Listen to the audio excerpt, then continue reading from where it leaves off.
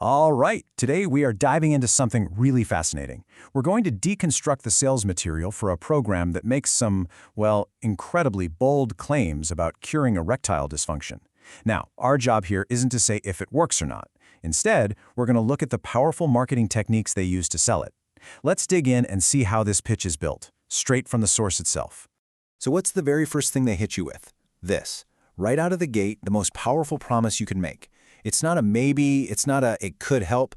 Nope, it's a sure thing. Success 100% guaranteed.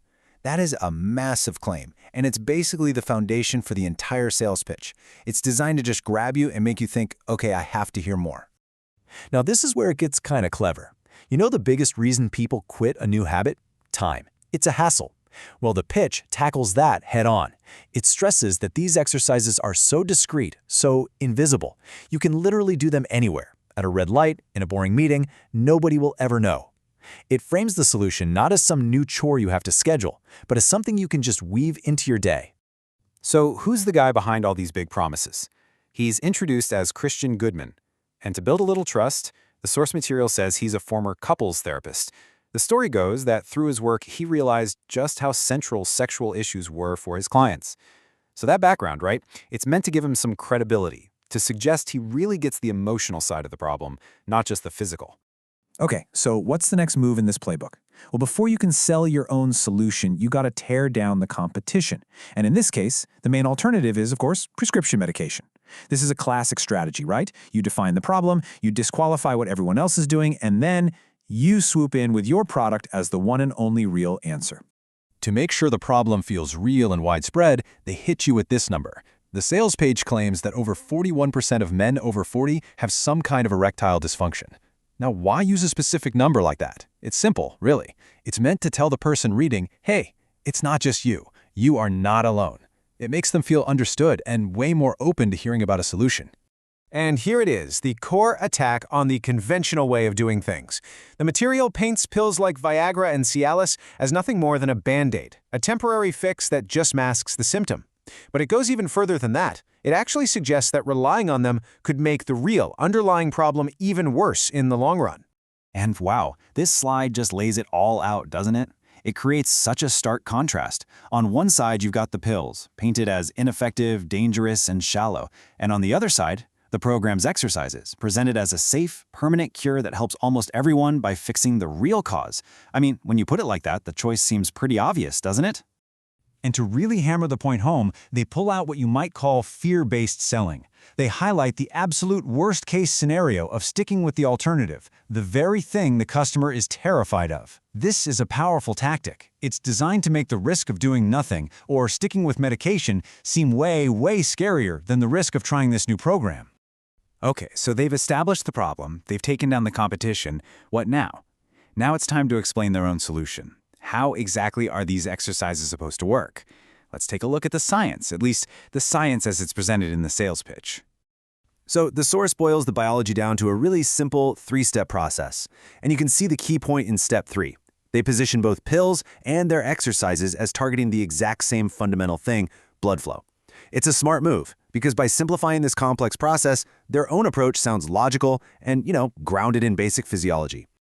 And here we have it, the secret culprit, the pubococcygeus muscles, or PC muscles for short. The whole physical side of this program is built on this one single idea, that when these little muscles get tense, they clamp down and restrict blood flow.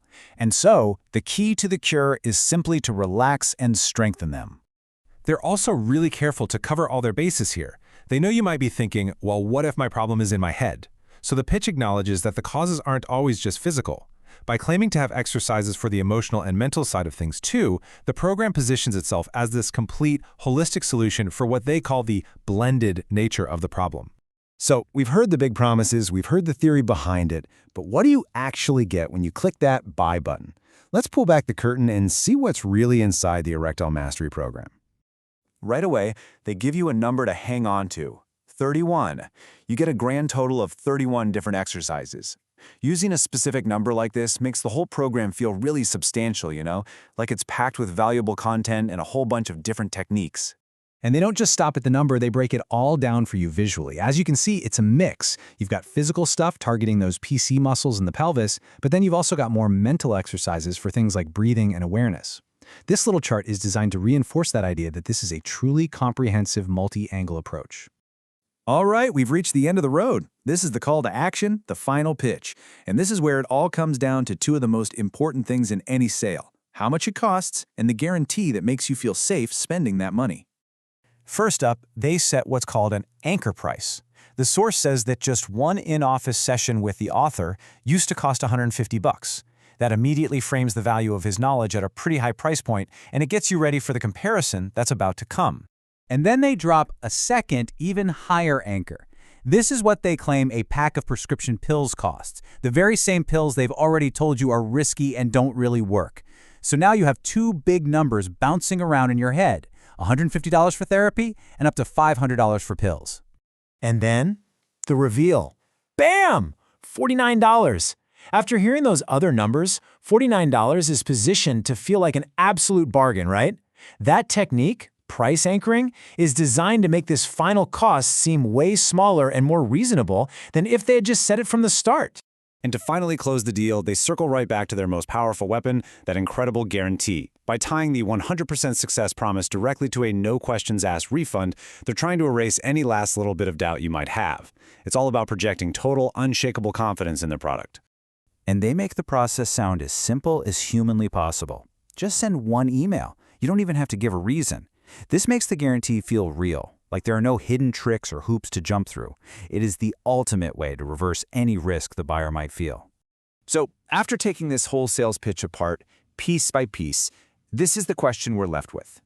The program is presented as a simple, safe, and totally guaranteed cure, and it uses some really classic, really effective marketing to make a very compelling case. The ultimate question, though, is whether the product itself is as powerful as the pitch they built to sell it.